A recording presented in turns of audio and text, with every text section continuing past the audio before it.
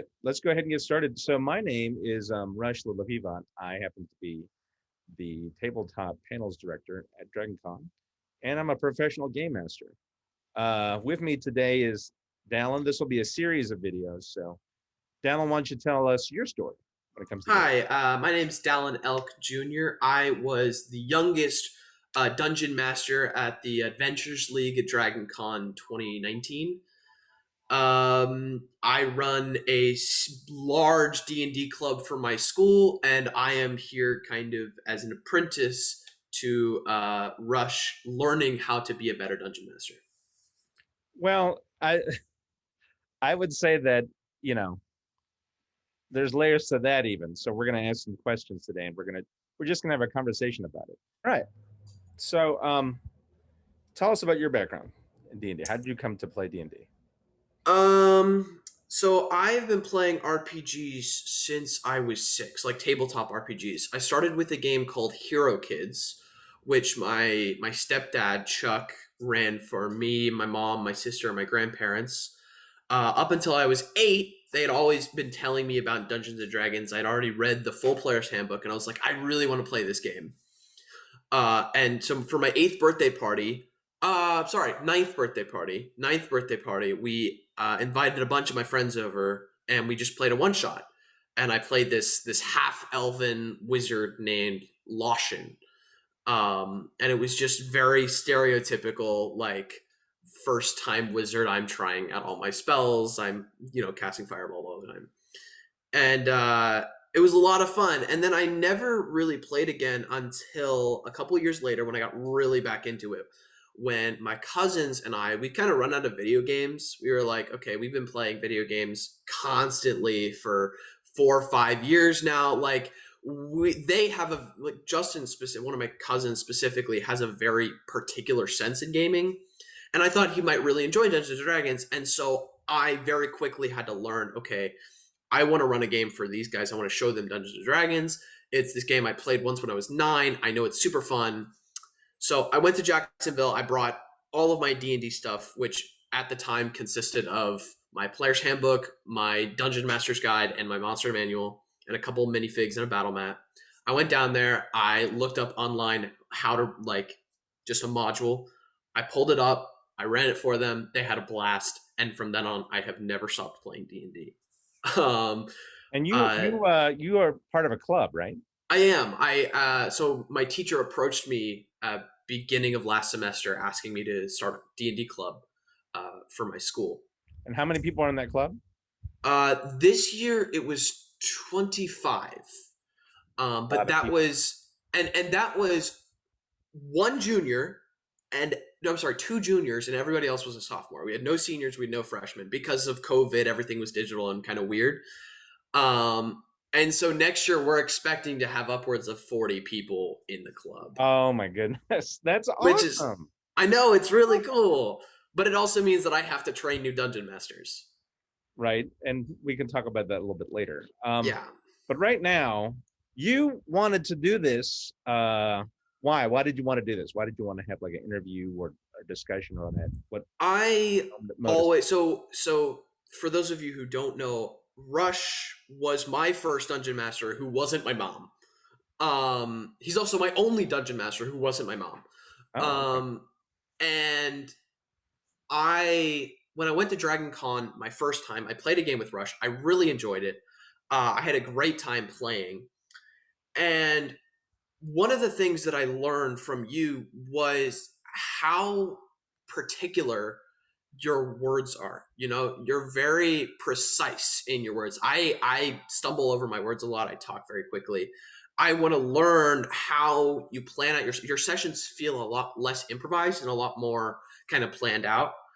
And I feel like as a dungeon master, I need to learn not only how to plan out better, but also how to become my NPCs a little bit better. Because I, as a dungeon master, am very good at running combat. Like I run a very, very strong combat, and from there I run a very combat-oriented game. Where, of course, I'm DMing for a bunch of high schoolers, so role play is a little bit harder.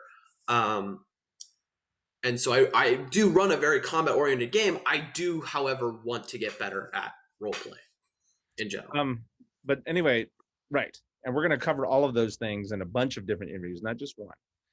But let's start with we brainstormed right before this and came up with a bunch of questions that you had. So we're going to start with how do you start a story or a campaign? How do you come up with that idea?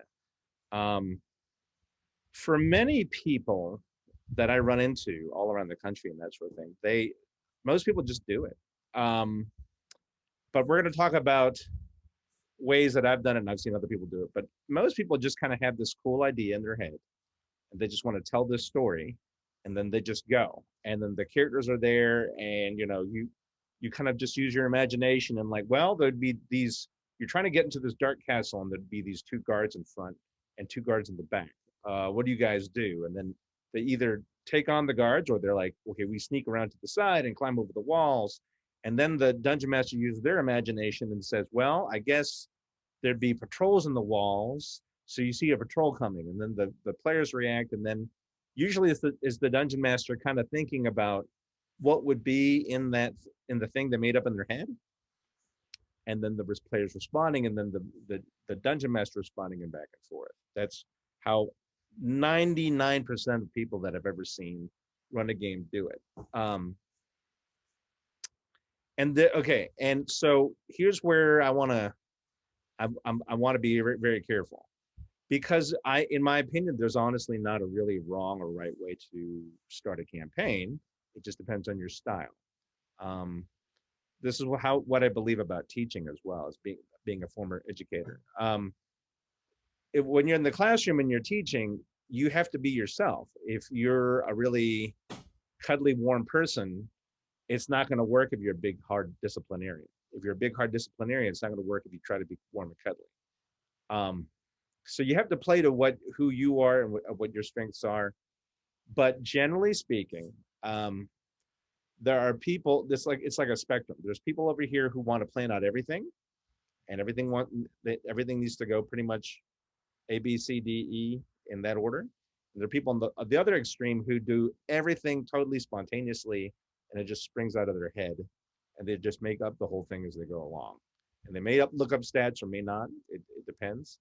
So most people's styles are in between those two extremes. I'm not a big fan of extremes, so I would encourage people not to fall too far to any of those things. Like if you plan everything out too much, people, the players are going to be like, well, we're on a railroad, right?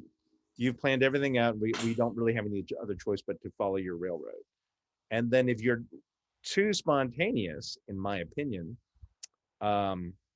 there's a danger that the game could become, I really like this phrase, punitively arbitrary. Punitively arbitrary, where it's like, it's so arbitrary, it's so much at your whim that you start punishing the players without even realizing it. So for example, I use this spell to get past this door, and you don't really like that. You're not in your mind, you wanted the players to go down the stairs and into this cave. So you make the spell not work against the door for some reason. Or the big bad guy shows up, and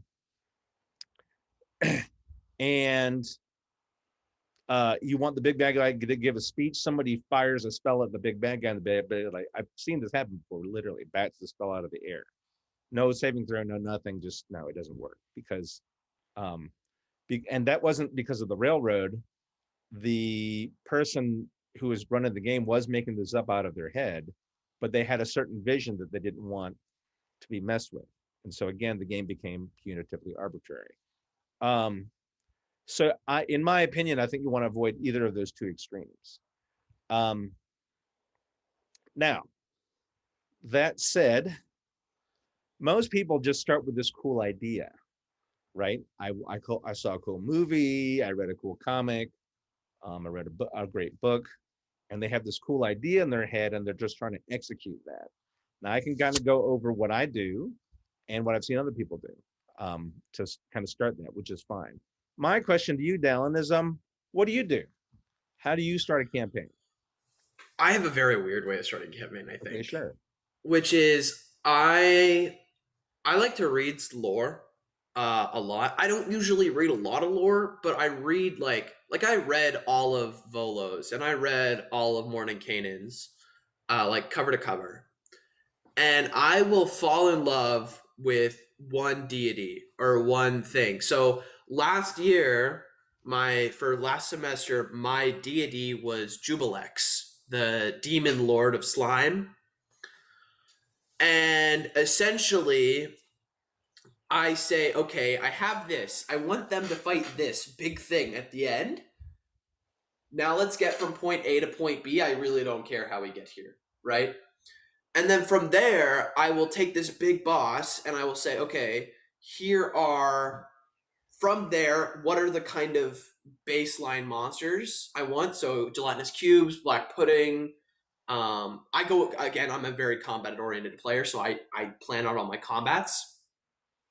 And then from there, I like to have a secondary, like a secondary adventure. And so basically, what I did was I had this kind of underground mob boss who was kind of connected to the cultists of Jubilex, but the cultists were, not really familiar with the powers they were dealing with. And so the mob boss, eventually the players had to go to the mob boss to get information about the cultists, and so the mob boss had them do some other business there, right? um and so it was kind of all interconnected, wherein I knew that this world is a long lasting world. This world, we're going to use this world again next year, and so I wanted things to kind of have a lasting impact, and so I made things have a lasting impact. Okay, I got you. So I'm And so I general. kind of I'm just filled in the areas along the way. okay. So there's nothing wrong with that, and that's wonderful. That's a great way to do a campaign. So that because there's not really a right or wrong way, but I do sense that you want to refine that somehow. So what do you wish you could make better out of that in terms of the I wish I knew I wish I could really plan a society. Like when I sat down to this campaign, I said, okay, I want to do this differently. I want to try and build this campaign differently. I completely failed. But what I originally tried to do was I sat down with, okay, I want to try and build a city. Let's build a city and build stories within the city. I couldn't do it. I didn't know what kind of population a city should have. And I was building like a small fishing town, kind of inspired by Trostenwald, if you've ever seen Critical Role from the first episode of Campaign 2. Like, very inspired by that. I called it Ulacross, and it was literally just the town of Crossroads. It was a fishing village. And it was also like an ale village that they exported a lot of ale and stuff. But from there, I didn't understand how, like, taverns work. I didn't understand how the innkeeper should work. I didn't understand. The biggest problem to me was the relationship between uh, the regular old townspeople and the magic shop. Should everybody have like a bag of holding in their house? Or how much money are they making? Are they making enough to buy this kind of thing? I do still really, I've been DMing for 8 years. I still don't understand why adventurers are able to gain so much money, and yet townspeople are paid like 2 silver a week or some Okay, terrible, so there's a lot to go into there.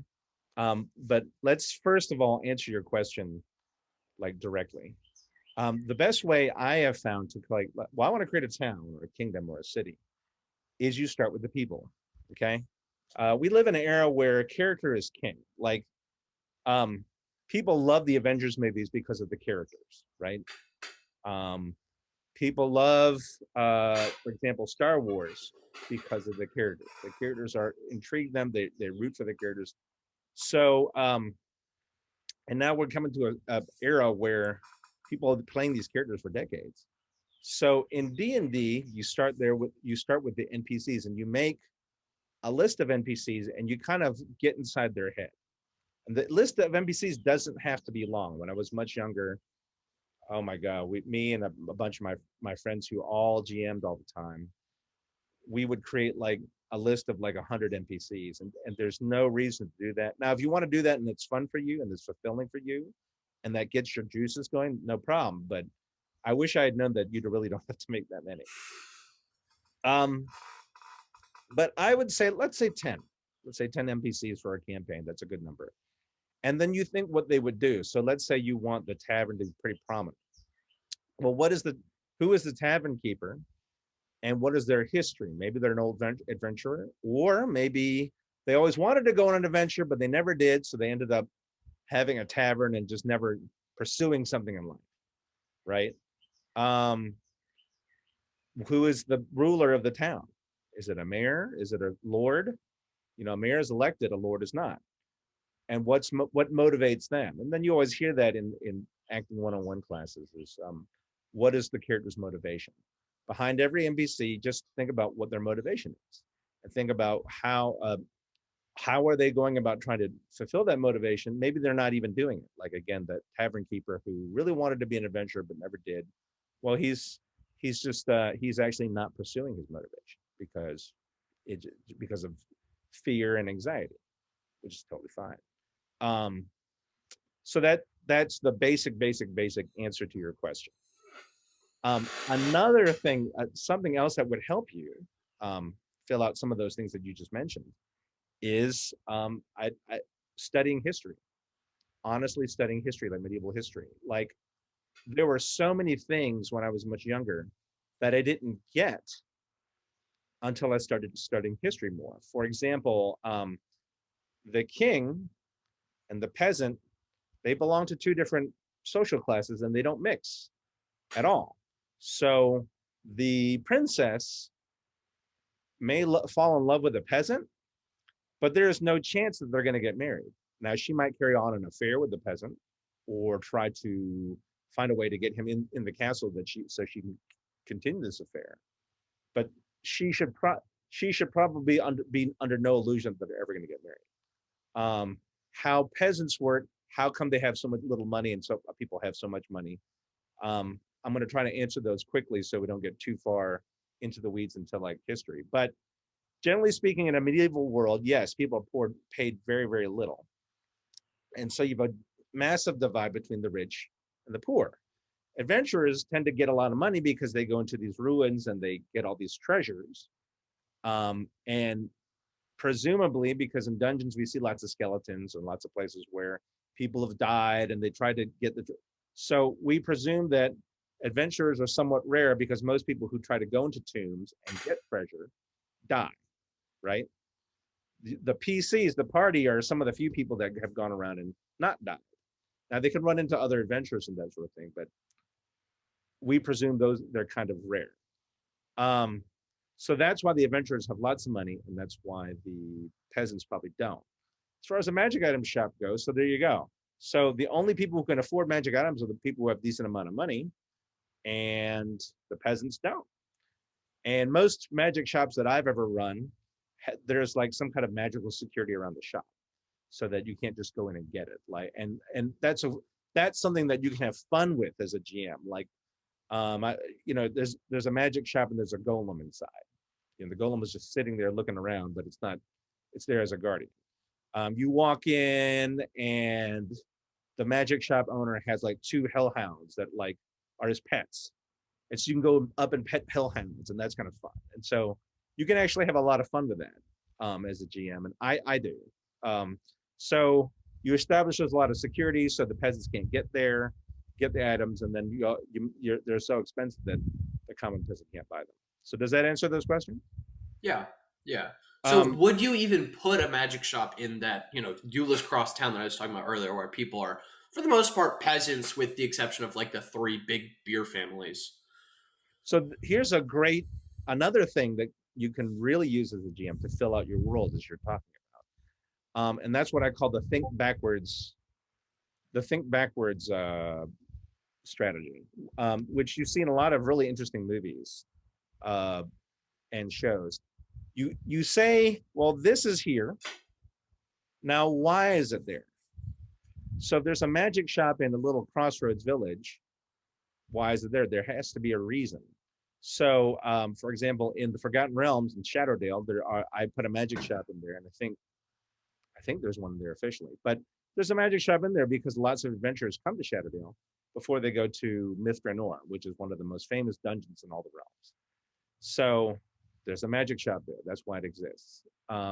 The same would have to exist for you, for your game. So maybe there's a magic shop there because adventurers go there before they go to X place, right?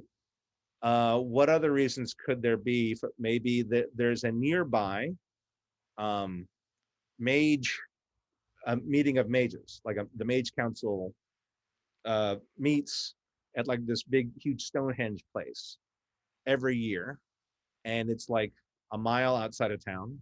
So every year, people go. The wizards go by the magic shop. Do you follow me? Or maybe the nearby dwarves. There's they forge lots of magical items, which people go and buy. But this one guy has like the inside track. He knows somebody in the dwarven city, so he collects all these magic items, and people go to him and buy magic items, and they come from all over, right? They probably come home from all over, and then they leave because that's all they want. That's why the village is village is small. It's never gotten any bigger because no one stays there. So those are some ways you can fill out your setting. You just think, well, I want this to be here. Well, why is it there? Right? Yeah. Just use that cool idea and then build up to All right. that. So how do you start a story or a campaign? Usually I said you have some kind of cool idea and then you want to execute that. Is that how you do it? I have a cool deity, So and you then have a I cool deity yeah. or some piece of lore that you want to start with? So last year's was Jubilex. This year's is going to be the Raven Queen. Oh, okay, Um, gotcha. So it's always around a deity, or is it? it's always around some big thing. It's either like a big demon because, and it has to be because at the end of the year, one thing about my school D&D club that I implemented this year was we have obviously with 25 people we have multiple tables. At the end of the year, we all come together for one fight. So it was, 20 some odd PCs That's awesome. together in a big circle with three dungeon masters fighting Wow, one demon. that's awesome. So like they have to be huge. Um and we were all there for like separate reasons, right? So one of them was trying to escape, one of them was just there for treasure, and then my guys were just there because it's justice and the right thing and we're all the goody two shoes. That's So really, really, really awesome. So you have your idea. Do okay. In order to flesh out your world, continue to think about. This is something my good friend Sean Molly said. Think about your campaign setting and think about what would happen if the PCs were not there.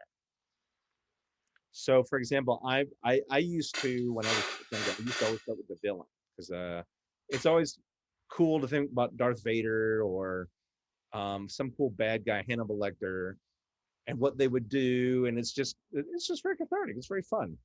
So I would set up like my villain, and I would plan what they were going to do, and then I would imagine. All right, for example, let's say I have a villain who wants to make the entire countryside, 3 cities, undead, so that he has a whole army. Um, and then he's going to continue to take over as much as he can. But we're going to throw a little bit of realism in here. He doesn't want to take over the whole world. He thinks that would be unmanageable. He just wants to take over a big region and make that undead. So okay, let's think backwards. Why would he do that? Oh, okay, he's paranoid. He was killed. He resurrected himself as a lich, and he's paranoid that someone's going to come kill him. So he just wants to have this big, huge, massive region of undead to guard himself, to make sure that no one can bother him. And then he'll do all kinds of weird experiments and stuff like that because that's his hobby.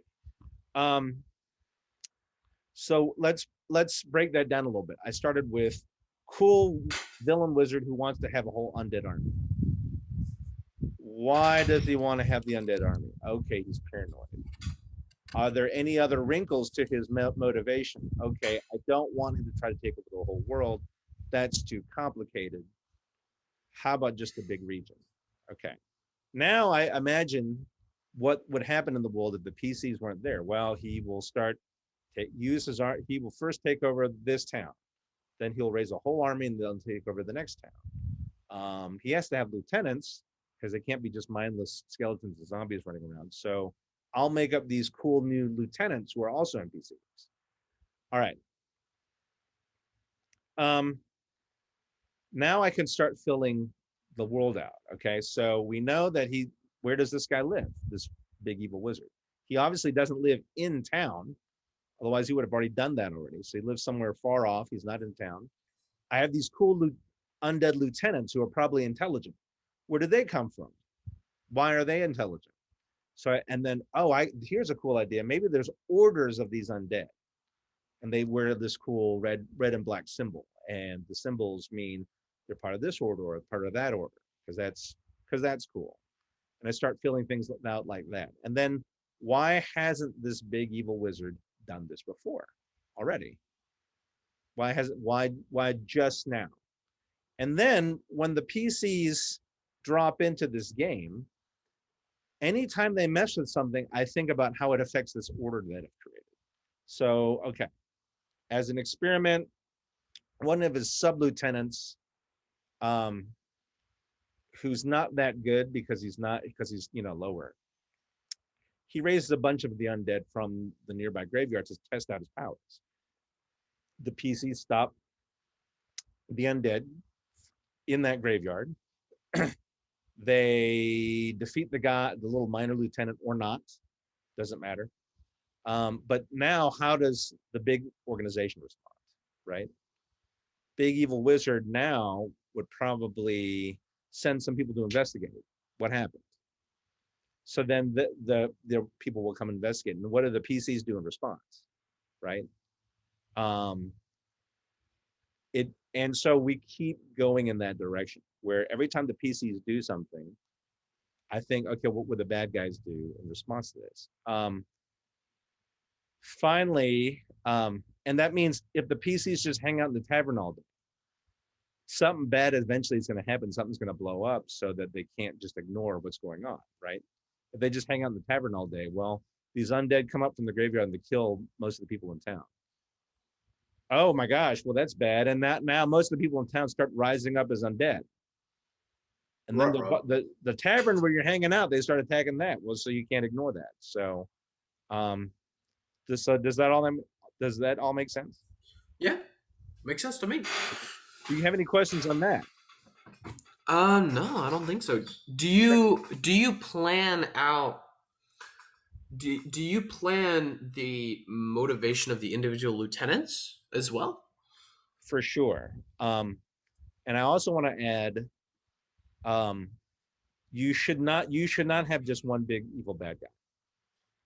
If you have Sauron, you need to have Sauron, right?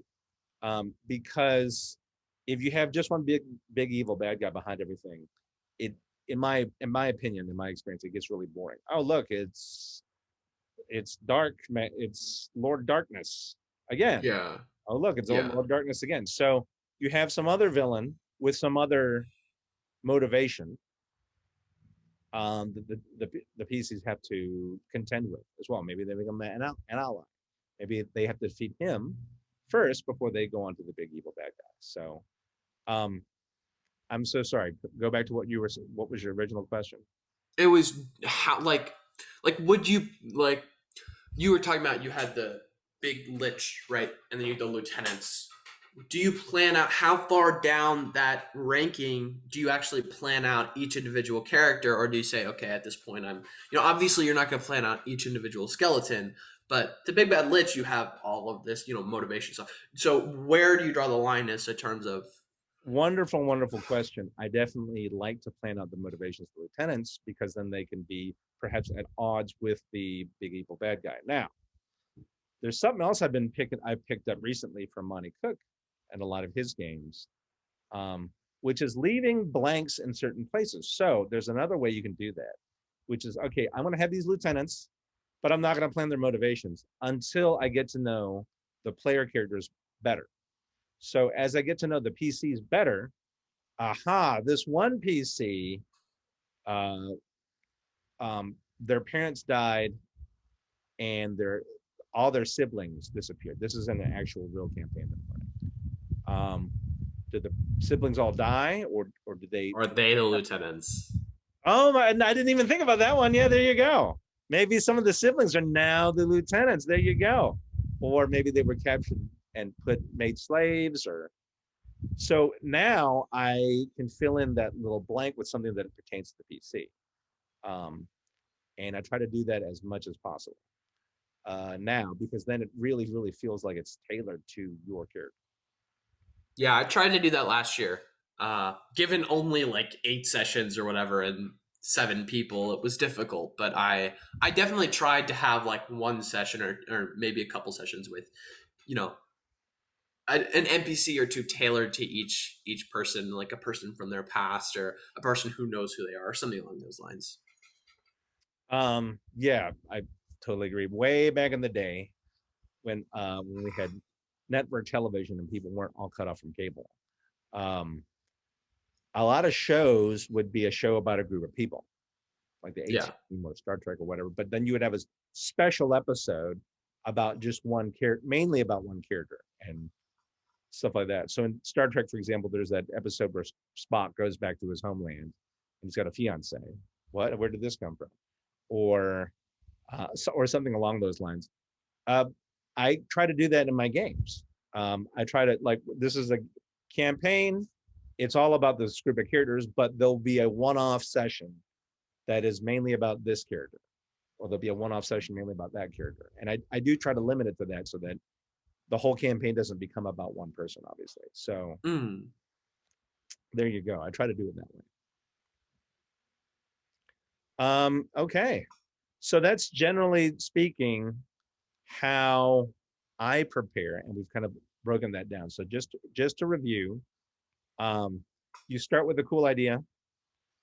You think, why is that cool idea there?